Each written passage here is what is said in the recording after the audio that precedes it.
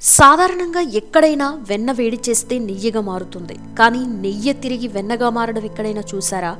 అలా ఎక్కడా జరగదు అనుకుంటున్నారా? కానీ బెంగళూరుకి దగ్గరలో తుముకూరు గ్రామంలో ఉండే శివగంగా పర్వతంపైనున్న గంగాధరేశ్వరుడి గుడిలో మాత్రం తప్పకుండా అద్భుతం జరుగుతుంది. ఆ గుడిలోని శివలింగానికి పూజారులు ప్రతిరోజు నెయ్యితో అభిషేకం చేస్తూ ఉంటారు. అలా చేస్తూ ఉండగానే ఆ నెయ్యి కాస్త వెన్నగా మారిపోవడం అక్కడికొచ్చిన భక్తులు కల్లారా చూసి ఆశ్చర్యానికి గురవుతూ ఉంటారు.